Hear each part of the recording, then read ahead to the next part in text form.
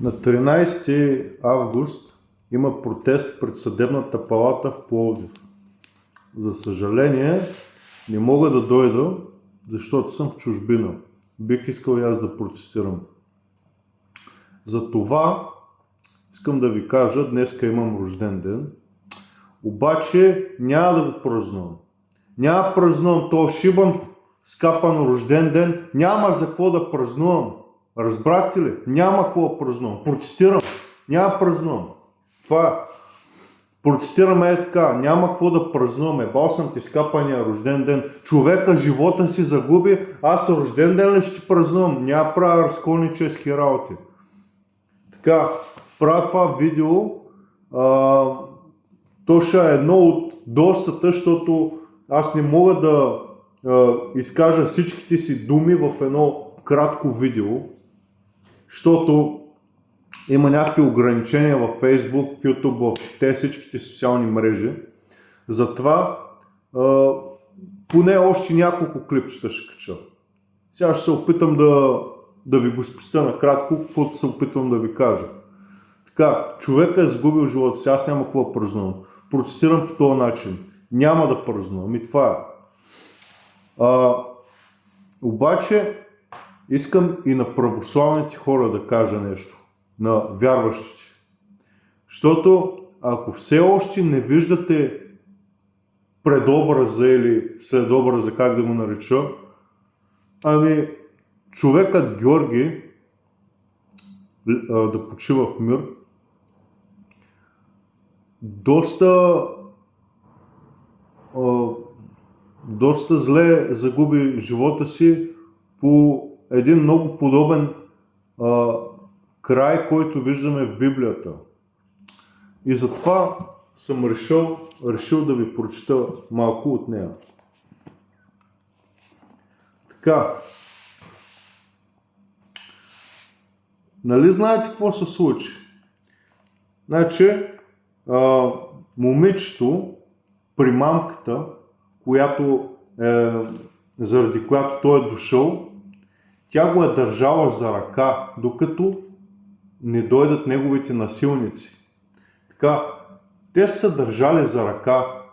Нали, това е като в една връзка гаджета. Напълно романтично. И нещо толкова романтично, свързано с любов, да бъде изкривено по този начин, тя да го предаде на неговите насилници, които ще отнемат живота му. Напомня ли ви на нещо? Ако не ви напомня, спомнете си за целувката, която Юда даде на Христос, преди да го предаде на римските войници и на юдеите, нали, които го искаха мъртъв, фарисеите. Искам още нещо да кажа на нацистите, на неонацистите, на тази станинска сган, защото едно не разбирам. Казвате, че мразите евреи. Нали, това е ясно. Нацистите, вие мразите евреи. Обаче, нали, тия нацисти при ловците на педофили, нали, уж мразите евреи. А що се държите точно като тея еврейски фарисеи, които разпънаха Христос? Защото знаеш какво направихте вие?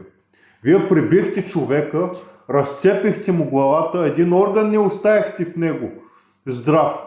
Убихте го, целият в кръв. И какво направихте? Сега може да не сте го казали с думи, а обаче с действия го направихте. Снимахте се с кръвта му по своите ръце, лица и от гордост така се снимате. Вие нормални ли сте? Знаете ли какво казаха евреите, когато Пилат ги попита: имам веднъж в годината обичай да пусна един от затворниците си. Така, кой да пусна? Исус Христос, който наричате Месията, или Исус Барава или Варава, както го наричат. И всички казват: Варава! Варава! А за Варава знаем, че е убиец. той е убиец. Пуснете Варава. Добре, а какво да правя с този Христос, Месията, който е вашия крал? Не е наш крал.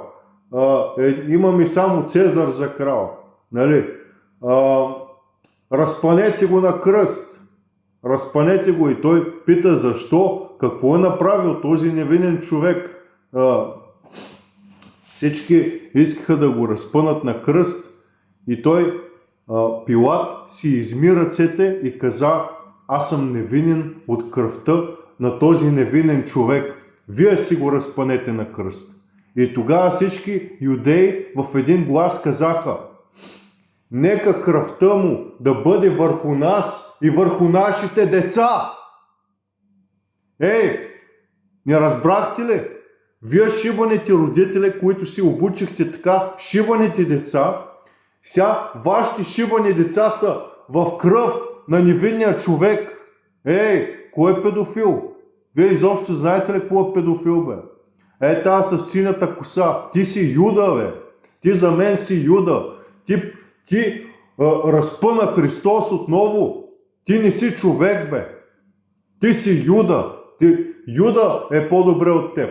Защото, знаеш ли що? Още нещо ще ти кажа. Тук съм си записал. Така, нали, целувката на Юда. Ако още направи Юда?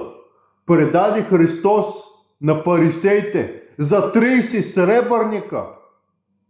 А вие какво направихте? Прибихте човека, убихте го, взехте му портфейла, последните 30 евро сте му взели, тези 30 евро и сте си купили дюнери. Да ви заседне да се удавите от тези дюнери, бе. Изроди мръсни, изчадия долни. Това аз ви казвам. Това вие точно същото направихте, каквото направи Юда. И знаете ли какво? Още една притча ще ви кажа. Дано някой православен свещеник гледа то видеоклип, защото ще разбере за какво говоря. И Христос още една притча казва на неговите ученици за кой е вашия ближен. Кой е вашия ближен? Нали, обичай ближния си. Там някакви разбойници прибили някакъв евреин и го оставили в пустинята да умре от раните си. И тогава минали някакви фарисеи, нали, познаващи закона, минали други хора, никой не му помогнал. И накрая дошъл един самарянин и той му помогнал. Ама какво иска да кажеш с това самарянин? Самарянин, това означава човек от Самария. А самаряните за евреите, това се считат за нечисти хора, които са свързани с бесове, духове и просто нечисти са за тях. И не ги считат, не уважават обичаите им. Така, обаче самарянина е дошъл да помогне на човека, а не фарисея. И вие какво направихте? Видяхте един човек с някакво дете, което има аутизъм и издавало нечленоразделни звуци, което за вас е нечисто един вид, нали? Обаче именно този човек е дошъл да му помогне и за жалост е било много късно, защото Георги загуби живота си заради вас. И още една притча ще ви кажа. Имало една блудница, която е била хваната в блудство.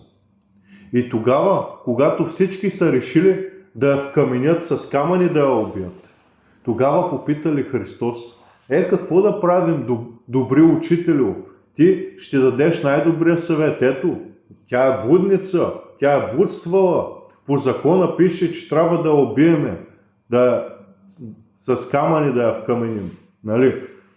И тогава Христос им казал: нека този, който е без грях, нека той хвърли първия камък. И тогава всички се замислили и нямало човек от тях без грях и всеки си отишъл по пътя. И тогава Христос попитал блудницата: какво има, момиче? Няма ли кой да те вкамени, да те осъди? И тя каза: няма. Ами тогава и аз не те осъждам. Затова не греши повече, за да не те сполети най-лошото. И още нещо ще ви кажа. Ето, Матей 5.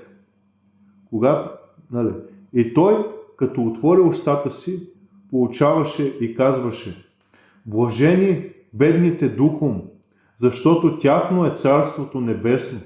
Блажени плачещите, защото те ще се утешат. Блажени кротките, защото те ще наследят земята. Блажени гладните и жадните за правда, защото те ще се наситят. Блажени милостивите, защото те ще бъдат помилувани.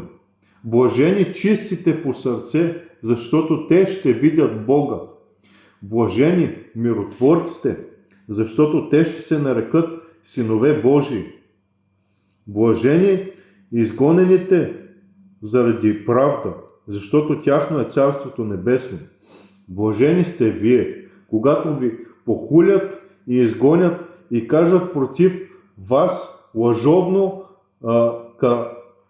каква и да е лоша дума заради мене. Радвайте се и се веселете, защото голяма е наградата ви на небесата. Те бяха гонени и пророците, които бяха преди вас. Така, ако разбрахте, трябва да имате милост, за да имат и към вас милост. А вие нямахте милост. Вие не го пощадихте. Вие погубихте живота му. Ето, още едно нещо ще ви кажа. Матей 7. Не съдете, за да не бъдете съдени, защото с какъвто съд съдите, с такъв ще бъдете съдени, и с каквато мярка мерите, с такава ще ви се отмери.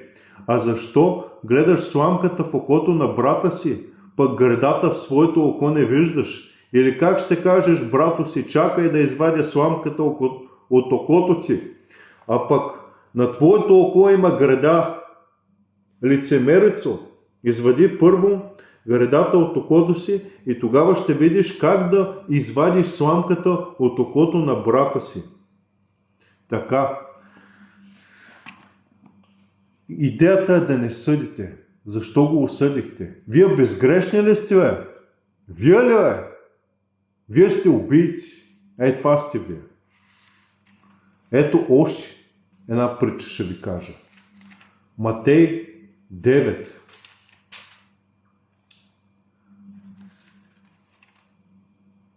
Идете и научете, що значи милост.